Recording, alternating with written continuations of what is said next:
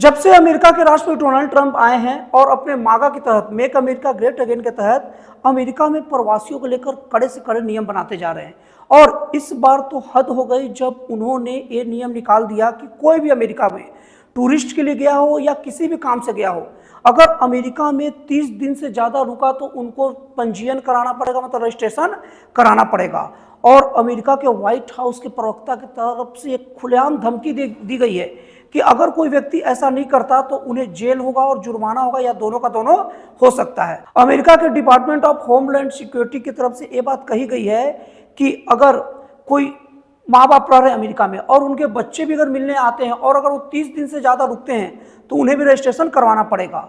और उन्होंने ये बात कहा कि अगर H1B वीजा रहे या F1 वीजा लेकर कोई स्टूडेंट वहाँ स्टडी कर रहा है, उनको पूरा रजिस्टर्ड माना जाएगा, उनको पंजीयन की शायद जरूरत नहीं है। लेकिन इसमें भी कहा गया कि उनको अपने साथ 24 घंटा वो अपना जो आइडेंटिटी कार्ड रखना पड़ेगा। और साथ ही साथ उनके लिए समस्या एक कर दिया गया कि अगर 10 दिन से ज़्यादा अगर कोई भी H1B वीजा वाला रहे या कोई भी स्टूडेंट रहे, अगर कोई रूम एड्रेस चेंज करते हैं तो 10 दिन के अंदर उनको भी सूचित करना पड़ेगा।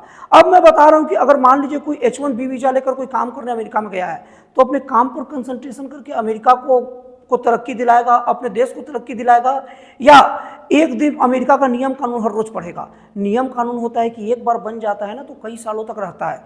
यहाँ हर पल हर समय नियम कानून बदलता है। ये नियम कानून 11 अप्रैल से प्रभावी हो जाएगा, मतलब 11 अप्रैल के बाद से जो भी अमेरिका में जाएगा इस नियम के अनुसार रहना पड़ेगा। तो फिर मैं वो बोल रहा हूँ कि जैसे H1B वीजा वाले रहें या F1 वीजा से जो स्टूडेंट जो गए हैं, अगर वो हर रोज नियम कानून पढ़ेंगे तो उनको अपने स्टडी और काम के लिए समय कहाँ मिलेगा।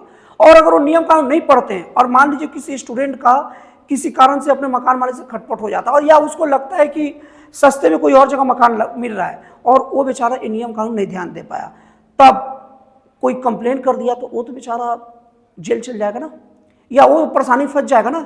तो अमेरिकी सरकार को पता नहीं क्या हो गया है कि हर वक्त नए नए तरीके से लोगों को परेशान कर रहा है। और आप लोगों को बता दूं, आप लोगों को ताजुब लगेगा, ये जो नियम है ना सेकेंड वर्ल्ड वॉर के समय आया था और ये पूरा का पूरा नियम सेकेंड वर्ल्ड वॉर पर आधारित है।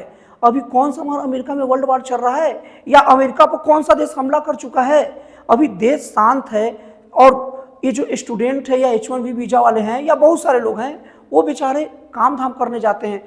अपराध रोकना जरूरी है, लेकिन हर व्यक्ति को अपराधी समझना ये अपने आप में किसी भी देश के लिए खतरा है। अब मैं आप लोगों को बता दूं कि बहुत सारे लोग अमेरिका में भारत से घूमने जाते हैं।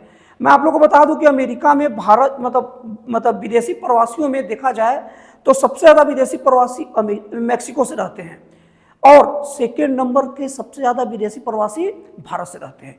अब मान लीजिए कोई टूरिस्ट के लिए गया अमेरिका और बेचारा कुछ चीज़ अच्छे लगने लगे, लंबे समय का दिन है और 30 दिन के बाद रजिस्ट्रेशन नहीं करा पाया तो उसको तो डर लगेगा।